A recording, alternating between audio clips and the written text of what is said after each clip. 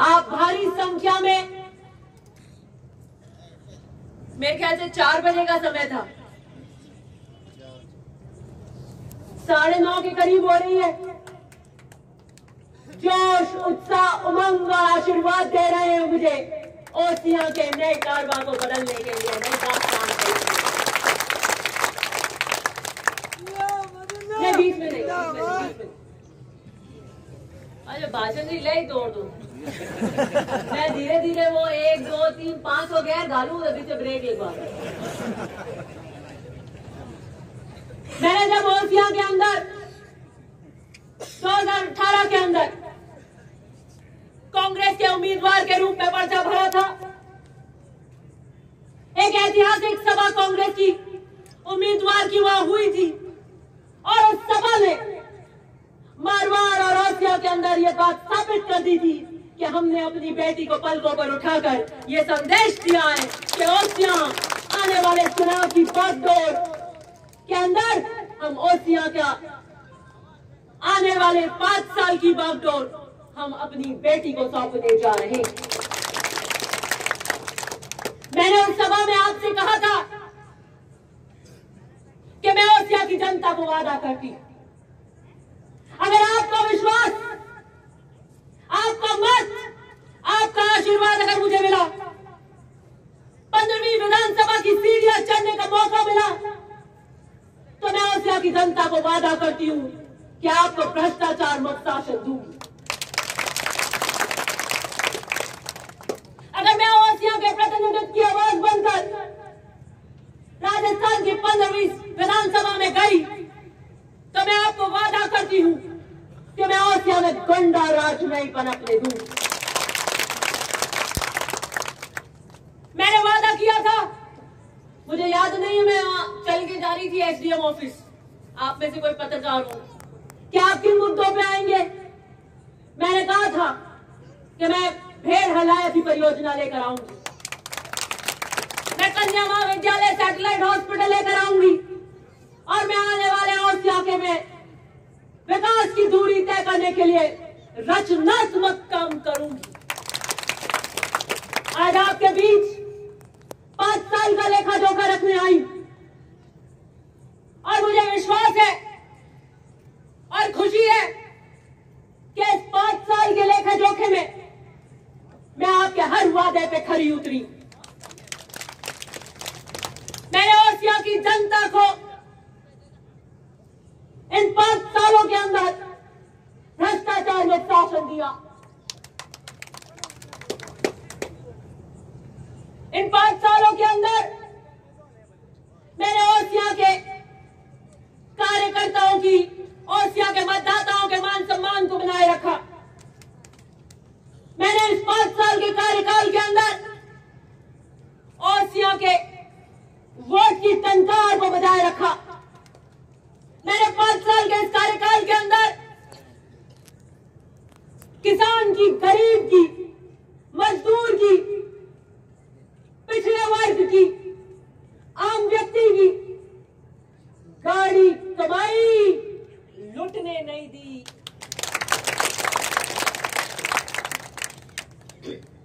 भाजपा के कार्यकाल में क्या हाल थे ये किसी से नहीं छुपे।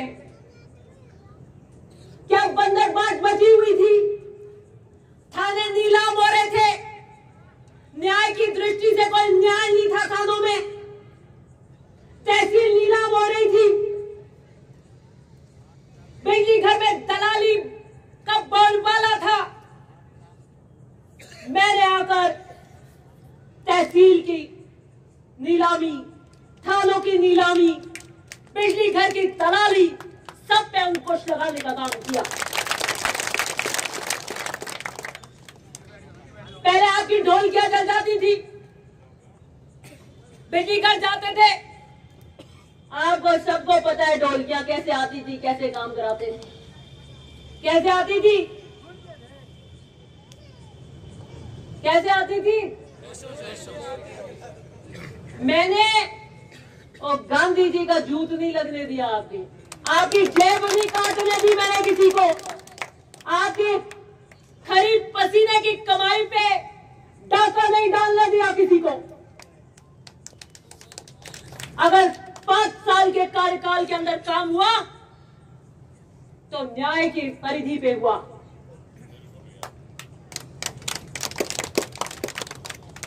ढोलकियां मिली और सबको मिली और बीजेपी वालों को भी मिली। जिसकी जल गई, जिसका नंबर आया स्टोर में आई और उसको मिली। थानों की हालत क्या थी? थानों के अंदर सारे जो थे वो सारे मैंने अधिकारी बदल दिए आते। तहसील की हालत क्या थी? जहां जहां पोल थी वो सारे अधिकारी बदल दिए मैंने तहसील के अंदर। वो जो सफाई कार्य का जो ये ट्रीटमेंट प्लांट होता है ना, ये मैंने व्यवस्था का ट्रीटमेंट प्लान किया है आपके वोट की तनख्वाह से। और हमने उस ट्रीटमेंट प्लान से स्वच्छ प्रशासन ओसिया को जनता को देने का काम किया। 5 साल के इस कार्यकाल में हम चुन चुन के अधिकारी लेकर आए और मुझे खुशी है कि हम ऐसे अधिकारी लेकर आए जिसने 5 साल में जनता की सेवा के भाव से काम किया।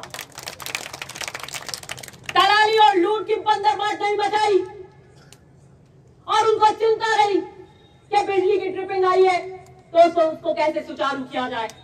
थाने के अंदर अगर कानून व्यवस्था का मामला आया तो किसी तरीके से शांति बनाए रखी जाए। तहसील के अंदर आपके चाहे रस्तों के मामले हो, दूसरे मामले हो, कहीं पर भी कोई आक्षेप नहीं लगा कि यहाँ पर राज के जोर से और दादागिरी से काम होता है। आईने के अंदर कांच में साफ दिखते हुए काम किया। आज 5 साल का लेखा जोखा जब देने आई हूं तो कल आपके यहां पर भी एक मीटिंग थी दूसरी, ठीक है नहीं थी? यही थी ना। 4 थाने लग रहे थे, खेड़ापा, चोमू, ओसिया, एक थाना और था। एडिशनल एसपी, डिप्टी, पुलिस की रिजर्व फोर्स और भीड़ थी 800,000 की, मैंने देखी थी। मेरे पास तो जीपीएस लगे हुए हैं, 50 लैंड से इंफॉर्मेशन आती है, मैं तो एक एक सिर गिरवा लेती हूँ। गाड़ी का चक्का घूमता है, गियर डालते हो तो मुझे पता है कहां से कौन गाड़ी चली, कौन सी गांव से हो, कौन बैठा, कौन नहीं गया, कौन आया। मैं अंडवाना में थी तो यहाँ 300 लोग बैठे थे उस वक्त। फोटो मंगा ली मैंने फटाफट, वीडियो। अरे रुको मैं बता दे रहा 300 हाथ ही रहे। नहीं, मैं 300 हाथ वाला नहीं आ। थोड़ी देर बाद जब सभा हुई तो वो 500-700 में नागौर नहीं आ, मैं बावड़ी, लूणी और अटेरा, और जो 300-400 का बाद में कुछ और आए, 400 लोकल ओसिया के लोग थे। वो भाजपा के कट्टर कार्यकर्ता थे और किस उम्मीदवार के कट्टर कार्यकर्ता थे ये आप जानते हो, मैं नहीं बोलना चाहती। भाजपा तो कह रही है आइए हम भीड़ कराएंगे, आपकी मीटिंग हम कराएंगे। एक मेरे बहुत बड़े शुभ चिंतक हैं, वो वहां पे सर्किट हाउस में मिलते हैं,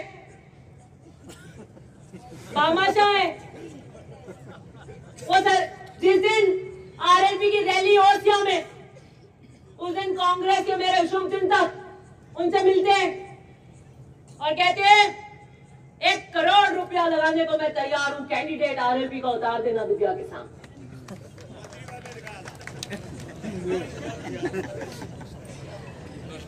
बीजेपी वाले कह रहे हैं कि आप ओसिया के दिव्या के खिलाफ माहौल बनाइए,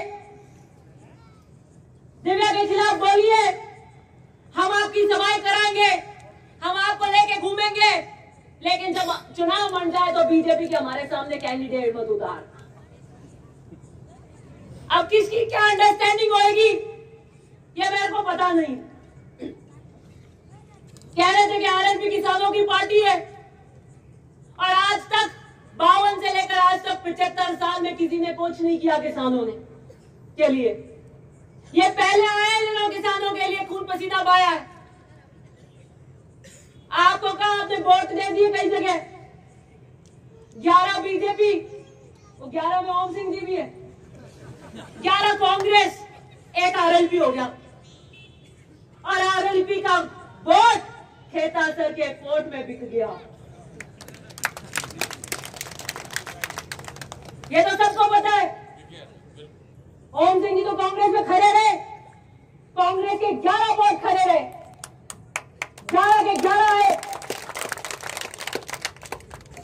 शंभू सिंह जी ने माइक लगा के पूछा अभी, क्या आप ओसिया से उम्मीदवारी कर रहे हैं? ये बिल्कुल हमारा अधिकार है, हम 9 बार जीत के आए, हम ओसिया से टिकट मांग रहे हैं।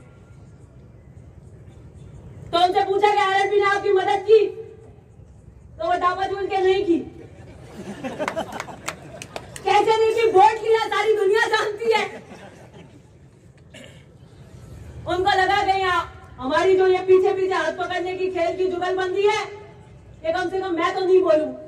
तो यहाँ तो जनता सड़क है, सब देखती है। उस दिन के बाद आरएलपी का जितना भी थोड़ा बहुत था वो भी शून्य पे आ गया। अब बीजेपी और बाहर से लाके मीटिंगें कराते, रोड शो करे, यहाँ पे मीटिंग करी, और क्या हम राजस्थान के लेवल के नेता हैं? आज उससे 6 गुना ज्यादा भीड़ की मीटिंग में आज 6000 लोगों की मीटिंग यहाँ पर कर रही है। और इस 6000 लोगों की मीटिंग में मैं उधार का नहीं लेकर आई हूं बाहर से, ओसिया की मतदाता की मीटिंग ले रही हूं। ये 4 थाने क्यों लगे? ये एडिशनल एसपी और डिप्टी क्यों लगे?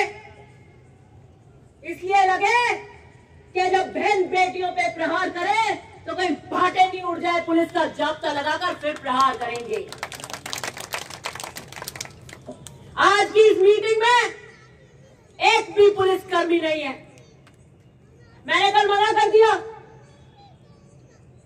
मैंने कहा हमें नहीं जरूरत है पुलिसकर्मियों की। जब आप अनवारा के अंदर मेरी मीटिंग है, इस सभा से 4 गुना बड़ी मीटिंग हो रही है, उस थाने के हल्के के अधिकारी को आप यहां भेज देते हो। इतनी कौन सी पुलिस की कमी पड़ रही थी? भोपालगढ़, आसोप और बहुत थाने भेज देते आप। हमारी बड़ी सभा में 2 कांस्टेबल में इसकी भी जरूरत नहीं है आज के बाद। मैं जनता के सुरक्षा कवच में निकले हूं, ओसिया के समग्र विकास के नारे के साथ में। मैंने अनवारा में कह दिया, पोलें सबकी खुल गई। किसी के वीडियो आ गए सर्किट हाउस के मिलते हुए, पूछा कि आप कैसे आए आज मिलने, ओसिया में रैली है। आप भी धुर विरोधी दिव्या मदेना के, आप भी धुर विरोधी, दोनों जहर उगलते हो। आपके बेटी की समान है, आपका क्या लेके गई? लेकिन एक बढ़ती हुई कार्य क्षेत्र की स्त्री चुनौती और असुरक्षा का भाव पैदा कर देती है। जो स्वाभिमान, सिद्धांत और जनता के लिए संघर्ष करे, जो अपने कार्य क्षेत्र में मजबूती से काम करे, उससे फिर ऐसे ही असुरक्षा के भाव पैदा होते हैं। तो कहा मेरे रिश्तेदार हैं, मिलने आए हूं, मेरे रिश्तेदारी में मिलने नहीं आ सकते क्या? ये कौन सी नई रिश्तेदारी बुन रहे हैं? यह ओसिया की जनता देख रही है। स्वर्गीय परशुराम जी मदेना ने ओसिया की धरती से अपने जीवन के राजनीतिक सफर की शुरुआत करी थी। उन्होंने 1952 का पहला चुनाव ओसिया से लड़ा था और किसान राजनीति के झंडे को बुलंद करने के लिए लड़ा था। मेरे पिता ने 2003 और 2008 का चुनाव बाद में ओसिया की धरती से लड़ा था। स्वर्गीय परशुराम जी मदेना ने 2003 के बाद सार्वजनिक जीवन से संन्यास ले लिया था। मेरे पिता 2011 की जो घटना घटी, उसके बाद सार्वजनिक रूप से आपके बीच में नहीं थे। तो मुझे नहीं लगता कि पड़ोस के व्यक्ति जो आकर मुझ पे छीटाकशी करते हैं, बार बार मेरे दादाजी का नाम लेते हैं और कहते हैं मेरे दादाजी, मेरे दादाजी। मेरे दादाजी तो थे, उनका योगदान था, उनकी वजह से आज यहां खड़ी हूं, उनके उसूलों पे चल के आज काम कर रही हूं। आप अपने दादाजी का नाम क्यों नहीं लेते?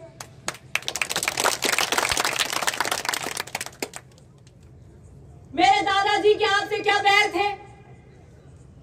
2003 में तो वो सार्वजनिक जीवन जो उन्होंने संन्यास ले लिया, आपकी उनकी कोई लड़ाई नहीं थी। मेरे पिता की आपकी कभी कोई लड़ाई नहीं हुई, कभी कोई मिलना नहीं हुआ आपसे।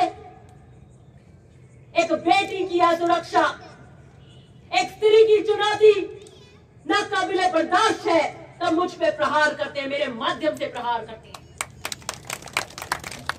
सार्वजनिक जीवन की, भाषा की मर्यादा और मूल्यों की हर सीमा को लांघ गए। कह रहे थे ना कल यहां पर कि विदेशी आएंगे क्या लेकर जाएंगे? विदेशी आएंगे और लेकर जाएंगे कि हाँ, ओसिया की उस सरजमीन पर, उन दोनों की धरती में, वहां उन गांवों में एक लड़की संघर्ष कर रही है और वो लड़की अभिमन्यु की तरह बीच में अकेली खड़ी है और पारंगत योद्धा उसको घेर के खड़े हैं। लेकिन मैं उस जमाने की अभिमन्यु नहीं हूं, मैं आधुनिक युग की अभिमन्यु हूं, हर चक्रव्यूह भेदना जानती हूं।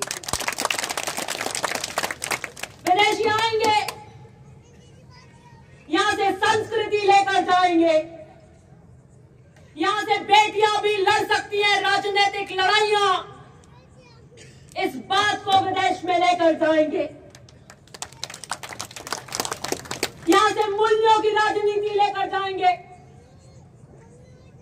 किसान राजनीति के झंडे को बुलंद करने वाले कार्यकर्ताओं की आंख की चमक लेकर जाएंगे। इन बहनों के सर से हिमालय का पानी लाने के लिए घड़े उतरवाने की, मीठे पानी की उस दास्तान की चर्चा करेंगे। यूं मत घेरिए, समय लिख रहा है, समय के उस चक्र पे